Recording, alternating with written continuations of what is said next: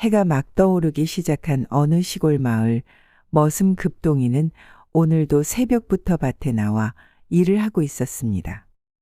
비가 갠 뒤라 흙은 촉촉하고 공기는 맑았죠. 급동이는 삽질을 멈추고 허리를 한껏 펴며 하늘을 올려다보았습니다. 이거 참 땅이 아주 곱구만. 손만 대면 뒤집히는구만. 급동이는 손등으로 이마의 땀을 훔치며 중얼거렸습니다. 그 순간 배 한복판에서 묘한 신호가 올라오기 시작했죠. 아이고 또 시작이요. 이놈의 장은 맨날 왜 이러는겨? 급동이는 삽을 던져두고 양손으로 배를 감싸 안았습니다. 얼굴빛이 급격히 창백해지더니 뒷산 쪽으로 달려가기 시작했습니다. 큰일 났다. 큰일 시방 터지겠구만. 논두렁 사이를 가로질러 숲으로 들어서는 그 순간 절묘한 바위 그늘을 발견한 급동이는 자리부터 잡았습니다. 여기가 딱이네. 후. 바지를 내리려던 바로 그때였습니다. 숲 너머에서 들려온 비명소리에 급동이의 눈이 휘둥그레졌습니다. 이건 그냥 소리가 아닌디. 사람 일난 거 아니오? 급동이는 변도 못 본 채 허둥지둥 바지를 올리며 소리 난 쪽으로 달려갔습니다. 얼마 지나지 않아 나뭇가지 사이로 이상한 광경이 보였습니다. 한 사내가 여인의 몸을 억지로 누르고 있었고 여인은 버둥거리며 몸을 빼내려 애쓰고 있었죠. 시방 거기서 못 들라는겨? 급동이는 한치의 망설임도 없이 뛰어들었습니다. 그는 사내의 옷깃을 움켜쥐고 번쩍 들어 올리더니 바로 옆 풀숲으로 내동댕이 쳤습니다. 사내는 풀썩 쓰러져 뒹굴며 비명을 질렀습니다. 아이고, 나 죽네 이놈아. 이게 뭐하는 짓이오? 아니 상구 아범 거기서 뭐하는겨? 순이 엄마를 왜 올라타고 그런데요? 급동이가 눈을 부라리며 다그쳤습니다. 순이 엄마는 흙 묻은 옷을 털며 숨을 몰아쉬고 있었고 상구 아범은 당황한 얼굴로 일어나며 말했습니다. 이놈아, 갑자기 나타나서 사람을 던지면 어쩌자는겨? 봐도 못 본 척 하는 것도 있는겨? 아니 뭔 소리여 그게? 본 걸 어떻게 못 본 척하라 그런데요? 급동아, 너는 참말로 눈치가 없어, 눈치가. 그때 순이 엄마가 코를 찡그리며 말했습니다. 아이고야, 이게 무슨 냄새요? 급동이 너 혹시 변보다 말고 온겨? 야야 소리 나니께 그냥 냅다 뛰어와시오. 싸다 말았더니 냄새가 나는겨요. 되슈. 고맙긴 하지만 이젠 어서 가보거라. 냄새 때문에 내가 정신이 하나도 없어요. 상구 아범 다시는 이런 일 있으면 안 되는겨. 다음엔 혼나요. 진짜로. 급동이는 한 번 째려보고는 냄새를 풍기며 숲을 빠져나갔습니다. 그가 사라지자 남은 두 사람은 서로를 멀뚱히 바라보았습니다. 아이고, 급동이한테 딱 걸려버렸구먼. 이거 동네방네 소문나는 거 아니오? 글쎄요. 누가 급동이 말을 믿는다고 그럴까요? 그려, 안 믿겠지요. 그랬으면 좋겠구먼. 그들은 마지못해 고개를 끄덕이며 조심스레 자리를 떴습니다. 며칠 뒤 마을에 낯선 이들이 말을 타고 들어왔습니다. 그들은 한양에서 내려온 박대감과 손녀 춘심이었습니다. 춘심이는 심장이 약해져 요양차 고향에 온 것이죠. 예, 춘심아, 이곳은 물 좋고 공기 좋은 곳이니 좀 쉬면서 몸조리를 하거라. 네, 할아버지. 여긴 참 예쁘네요. 춘심이는 고개를 들어 산 너머 들판을 바라보았습니다. 그 눈빛에는 오래도록 한양에서 아팠던 마음의 고단함이 깃들어 있었죠. 며칠 후 춘심이는 몸이 조금 나아진 듯한 기분에 뒷동산을 오르기 시작했습니다. 언덕 위엔 들꽃이 간드러지게 피어 있었고 나비 한 마리가 살포시 그녀의 손에 내려앉았습니다. 어머, 너 참 예쁘구나. 춘심이는 웃으며 나비를 바라보다가 나비가 날아가는 것을 따라 걷기 시작했습니다. 어느덧 걷던 게 달리기가 되었고 숨이 턱까지 차오르자 가슴을 움켜쥐며 그 자리에 주저앉고 말았습니다. 그리고는 쓰러지듯 바닥에 몸을 눕혔죠. 의식은 점점 흐려져 갔습니다. 그 무렵 밭일을 마치고 돌아가던 급동이는 언덕 너머 풀숲에 쓰러진 춘심이를 발견했습니다. 아니 저기 아씨 아니요? 이게 뭔 일이래? 급동이는 지게를 벗어던지고 달려가 춘심이를 흔들어 깨워보았습니다. 그러나 춘심이는 아무런 반응이 없었죠. 아이고 큰일 났는겨. 지가 의원 집까지 업고 가야겠슈. 급동이는 조심스레 춘심이를 등에 업었습니다. 그런데 이상하게도 그녀는 너무 가벼웠습니다. 등에 업힌 게 아니라 마치 바람결처럼 감긴 느낌이었죠. 아씨 조금만 참으셔요. 곧 의원 댁 도착할 거예요. 그 순간 급동이의 뒤에서 미세한 소리가 들렸습니다. 괜찮아졌어요. 아이쿠 정신이 돌아오신 거예요? 춘심이는 숨을 고르며 말했습니다. 난 가끔 이렇게 가슴이 너무 아프면 정신을 잃어요. 그러셨구먼요. 아이고야 간 떨어지겠슈. 괜찮아요. 근데 지금 이게 더 좋네요. 어? 뭐가요? 이렇게 당신 등에 엎여 있으니 왠지 마음이 편하네요. 급동이는 등에 전해지는 춘심이의 숨결에 조심스럽게 말을 이었습니다. 아씨 그럼 지가 집까지 업고 모셔다 드리겠습니다. 둘은 그렇게 천천히 들판을 걸었습니다.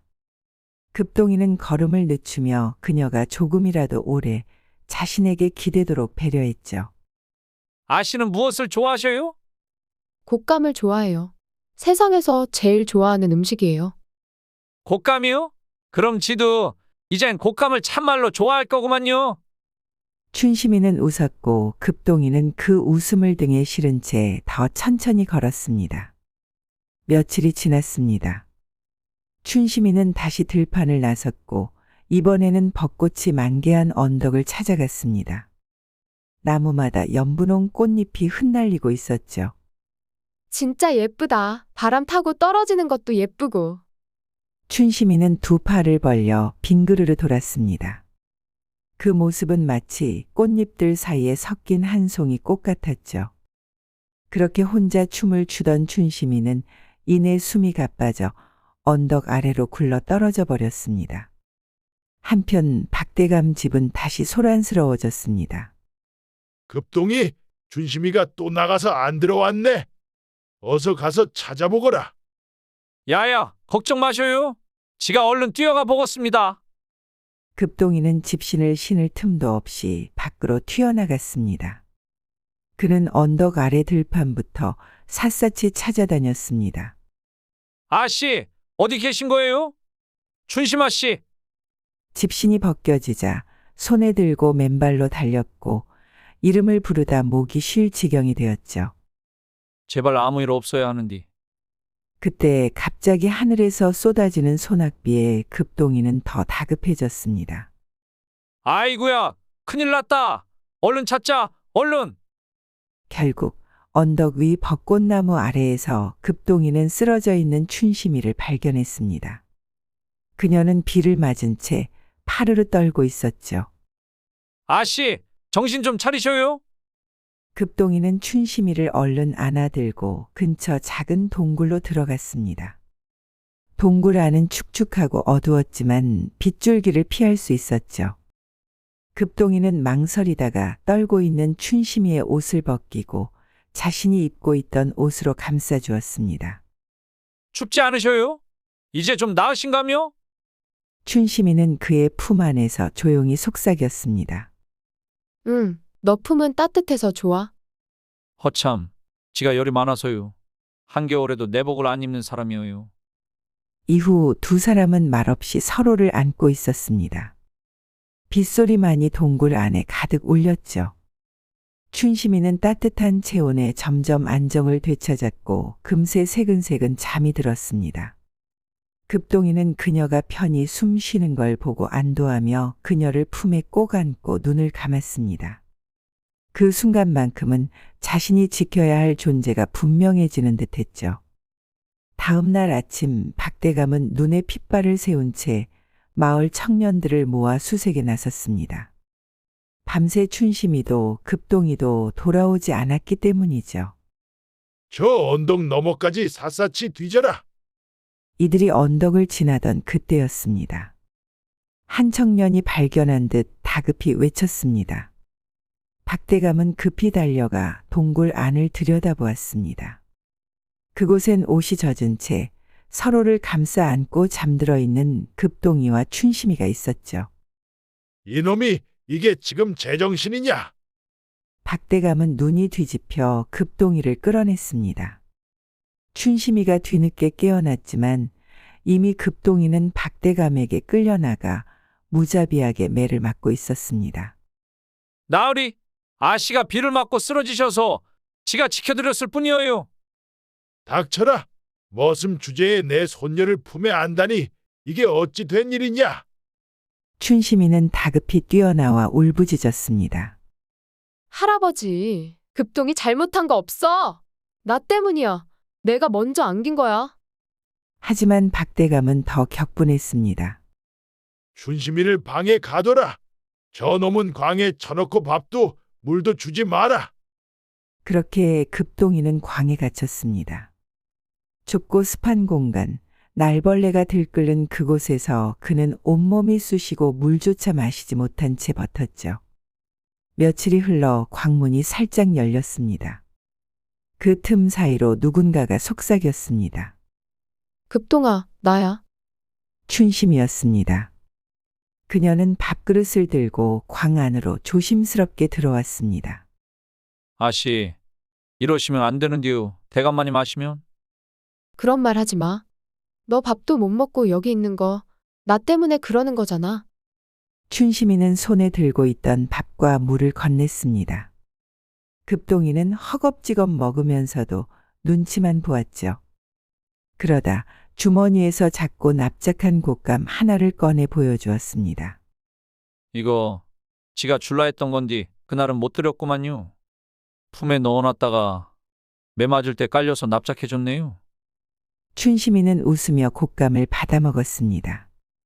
너 정말 바보 같아. 그런 곶감 하나도 품속에 숨겨놓고. 지는요. 아씨만 괜찮으시면 되슈. 그날 밤 이후 춘심이는 매일 밤마다 몰래 광문을 열고 급동이에게 밥을 나르기 시작했습니다. 비밀스러운 시간이었지만 두 사람은 그 틈 속에서 더욱 가까워졌습니다. 그러나 그 둘의 비밀은 오래가지 못했습니다. 박대감이 광문 앞에 숨어있다 그녀를 붙잡았고 급동이는 또다시 매를 맞고 이번엔 뒷산으로 끌려가 내동댕이 쳐졌습니다.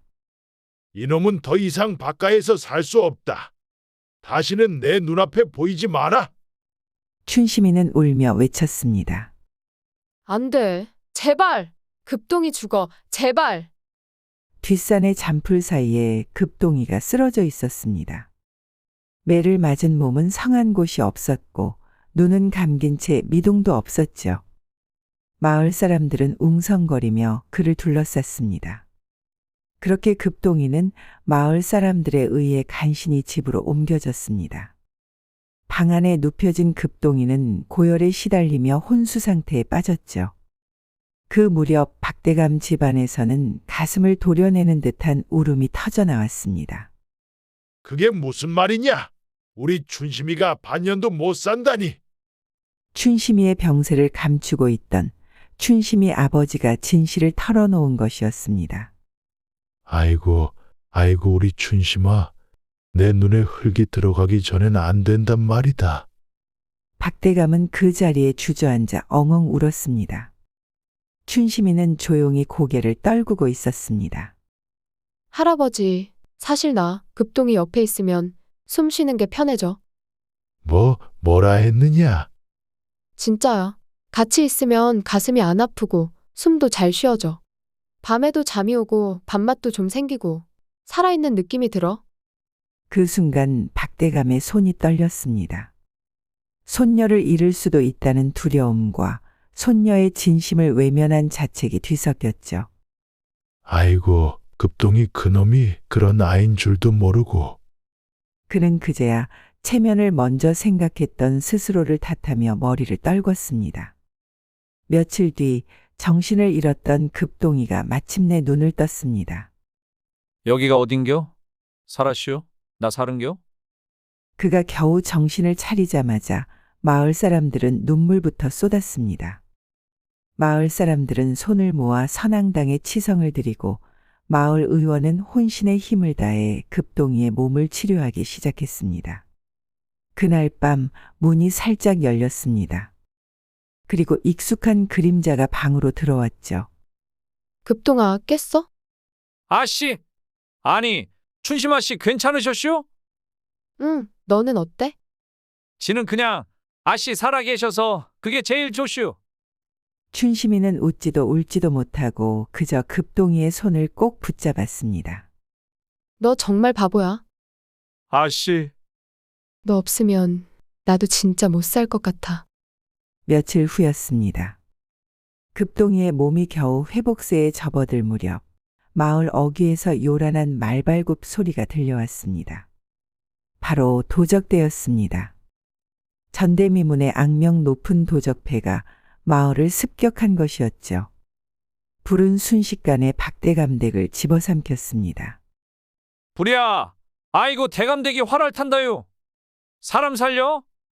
급동이는 먼 발치에서 그 광경을 보았습니다. 불타는 대감집, 비명 지르는 마을 사람들, 그리고 춘심이의 모습은 어디에도 보이지 않았습니다. 아씨. 급동이는 온몸이 덜덜 떨렸습니다. 그리곤 머리 쓸 틈도 없이 불길을 향해 뛰어들었습니다. 그때 도적 하나가 막아서자 급동이는 주먹을 날렸고 그 놈은 공중에 붕 떠올라 땅에 처박혔습니다. 목에서 뚝 하는 소리가 나며 숨이 끊어졌죠. 급동이는 마구잡이로 도적대를 향해 달려들었습니다. 지가 오늘 반드시 아씨를 구할 것이오. 불길 속으로 뛰어든 그는 마침내 춘심아씨 방 앞에 다다랐습니다. 문은 이미 타고 있었고 안에는 춘심이가 쓰러져 있었습니다. 아씨, 정신 차리셔요. 급동이는 자신의 옷으로 춘심이를 덮고 활활 타는 불길을 온몸으로 헤치며 빠져나왔습니다. 도적들이 뒤쫓아오자 급동이는 바닥에 떨어진 도끼를 움켜쥐었습니다. 이놈들, 마을도 불태우고 아씨를 태운 놈들은 다 죽을 것이오. 그 순간 급동이의 눈빛이 바뀌었습니다. 고요했던 눈 속에 짐승 같은 광채가 번쩍였죠. 도적 셋 넷이 달려들자 급동이는 도끼를 휘둘렀습니다. 검이 두 동강 나고 놈들의 머리가 바닥에 굴러떨어졌습니다. 공포에 질린 도적대는 하나둘씩 달아나기 시작했습니다. 급동이는 마을 사람들을 묶은 밧줄을 끊으며 외쳤습니다. 얼른 도망치셔요. 이제 괜찮을 것이오요. 도적들을 제압한 뒤 급동이는 춘심이를 품에 안고 대감집 바깥으로 나왔습니다. 그의 몸은 온통 화상을 입어 검게 그을려 있었지만 춘심이는 상처 하나 없이 살아 있었습니다. 급동아, 나 숨 쉴 수 있어. 너 품에서만. 그 말을 들은 급동이는 그 자리에 주저앉았습니다. 아씨, 살아계셔서 다행입니다요. 급동이는 겨우 눈동자를 굴리며 춘심이 얼굴을 바라보았습니다. 이제 괜찮아요. 그 말을 끝으로 급동이의 고개가 툭 떨어졌습니다. 급동아, 이 바보 같은 놈아. 춘심이는 급동이의 그을린 품에 얼굴을 묻고 울부짖었습니다. 그날부터 마을 사람들은 선앙당에 모여 매일같이 빌었습니다. 쌀을 바치고 정화수를 갈며 급동이의 이름을 부르며 간절히 기도했죠. 춘심이는 급동이 곁을 지켰습니다. 밤이면 약을 짓고 낮이면 옷을 적셔 그을린 피부를 식혀주었습니다. 급동아, 너 없으면 나 진짜 못 살아. 너는 바보 같아도 나한텐 세상에서 제일 소중한 사람이야. 춘심이는 그을려서 까맣게 변한 급동이의 손을 꼭 잡았습니다. 그리고 손등에 이마를 기댄 채 조용히 울었습니다. 그 울음은 슬픔이 아니라 간절함이었습니다. 다시 그 눈을 떠주기를 바라는 처절한 기도였죠. 달포가 지났습니다. 급동이는 여전히 말이 없었습니다. 눈도 뜨지 않고 입도 열지 않았죠. 숨만 가느다랗게 이어지고 있었습니다. 그럼에도 불구하고 춘심이는 하루도 빠짐없이 급동이 곁을 지켰습니다. 야, 급동아. 너 진짜 이대로 가만히 누워 있을 거야? 춘심이는 웃으며 말했지만 그 웃음 뒤엔 말 못할 불안이 실려 있었습니다. 너 진짜 안 일어나면 나도 너 따라갈 거야. 알지? 그녀는 급동이의 손을 감싸 쥐었습니다. 그 손은 여전히 온기가 있었죠. 그리고 다음 날 새벽 급동이의 손가락이 미세하게 떨렸습니다. 어? 춘심이는 잠에서 덜 깬 채 급동이를 바라보다 깜짝 놀랐습니다. 급동아? 급동이의 입술이 아주 작게 움직였습니다. 아씨? 야, 급동아. 너 지금 말했지? 말한 거 맞지? 춘심이는 벌떡 일어나 급동이의 얼굴을 감싸며 외쳤습니다. 아씨, 지 꿈인 줄 알았슈. 야, 이 바보야. 진짜 살아났네. 진짜 돌아왔네. 그날 아침 급동이가 살아났다는 소식은 마을 전체를 들썩이게 만들었습니다. 마을 사람들은 모두 몰려와 울고 웃으며 손뼉을 쳤습니다. 박대감은 급히 춘심이와 급동이를 찾아왔습니다. 이게 진짜 살아난 게 맞느냐? 춘심이는 박대감 앞에 고개를 끄덕이며 말했습니다. 응, 할아버지. 나 이제 숨 쉬는 것도 하나도 안 아파. 뭐라고? 급동이 옆에 있으면 나는 괜찮아. 아프지도 않고 눈도 잘 떠지고 배도 고파. 그 말을 들은 박대감의 두 눈에서 눈물이 뚝뚝 떨어졌습니다. 이런 기적 같은 일이 우리 손녀가 살아났구나. 급동이 덕분에. 그날부터 급동이는 박대감 집에 다시 들여졌습니다. 그리고 박대감은 급히 마당으로 사람들을 모았습니다. 자, 다들 들으시오. 내가 비록 대감이라 하나 급동이처럼 목숨을 던져 마을과 손녀를 살린 사람 앞에선 한낱 인간일 뿐이오. 이제부터 이 사람 급동이는 더는 머슴이 아니오. 순간 마당은 술렁였습니다. 박대감은 이어 조용히 웃으며 말했습니다. 그리고 또 한 가지. 내 손녀 춘심이 급동이 옆에 있을 때만 숨을 쉴 수 있다 했어. 그 말이 무슨 뜻이겠어? 나는 오늘부로 이 두 사람의 혼례를 허락하겠어. 춘심이는 놀란 듯 박대감을 쳐다보았습니다. 할아버지 진짜야? 그래, 춘심아. 나는 이제야 깨달았지. 너를 살린 건 의원도 돈도 아닌 급동이 마음이었어. 급동이는 깜짝 놀라 눈을 크게 떴습니다. 대감날이 이거야말로 너무 과분한 말씀이셔요. 춘심이는 팔짱을 끼며 말했습니다. 야, 급동아. 이제 와서 튕기면 확 그냥 내가 가둬버릴 거야? 그 말에 사람들은 박장대소했습니다. 그리고 얼마 후 급동이와 춘심이의 혼례식이 거하게 치러졌습니다. 곶감으로 장식한 혼례상에는 춘심이가 직접 만든 곶감 찹쌀떡도 올려졌죠. 이제부턴 아씨 말고 부인이라 부르셔야죠? 아니요, 아씨는 아씨요. 지는 평생 아씨라 부를 것이요. 됐어. 이 고집불통아. 춘심이는 웃으며 급동이의 이마를 콕 찔렀습니다. 급동이는 그 손길에 배시시 웃으며 그 자리에서 고개를 꾸벅 숙였습니다. 급동이와 춘심이는 박대감네 뒷채에서 함께 살기 시작했습니다. 급동이는 매일 새벽이면 뜰을 쓸고 우물을 길어다 춘심이 새순물부터 준비했습니다. 아씨, 오늘도 찬물 말고 따신 물로 준비했슈. 됐어. 그냥 춘심이라 불러. 맨날 아씨 아씨 그러니까 귀가 간지러워 죽겠어. 급동이는 멋쩍게 웃으며 머리를 극적였습니다. 박대감은 집안일을 모두 급동이에게 맡기기 시작했습니다. 곶감 장사도 도맡아 하게 되었죠. 급동이는 장터에서 묵묵히 일하며 곶감 상단을 서울에서도 손꼽히는 규모로 키워냈습니다. 급동이는 장사를 하면서도 늘 춘심이 생각을 잊지 않았습니다. 춘심이도 늘 곁에 있어 주었죠. 야, 급동아. 오늘은 장터일 일찍 마치면 나랑 뒷산 올라갈 거야. 꽃 피었는지 확인도 하고 좀 놀아야지. 알았슈. 지가 일찍 마치고 어여 달려올게요. 그러던 어느 날 춘심이는 놀라운 사실을 전했습니다. 급동아, 나 말이야. 애가 졌어. 정말이요? 아, 진짜요? 급동이는 입을 틀어막고 눈가를 붉혔습니다. 그날 밤 급동이는 박대감 앞에서 조용히 무릎을 꿇었습니다. 대감날이 지가 앞으로 목숨이 닿을 때까지 춘심이랑 우리 아이를 지켜낼 것이요. 그것만은 꼭 약속드릴 수 있슈. 박대감은 급동이의 어깨에 손을 올렸습니다. 이제 날이라 부를 필요 없다. 너는 내 사위고 내 자식 같은 사람이다. 몇 해가 흘렀습니다.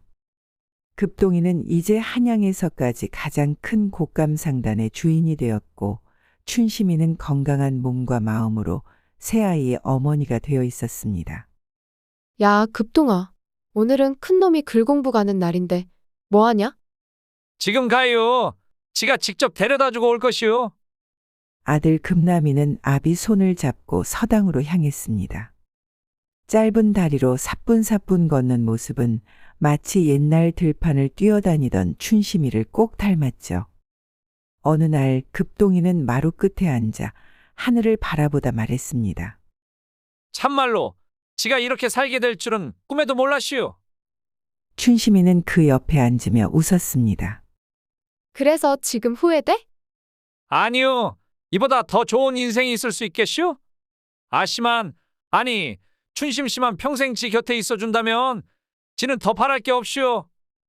춘심이는 조용히 그의 어깨에 기대었습니다. 그럼 급동아, 앞으로도 평생 같이 살자? 급동이는 작게 대답했습니다.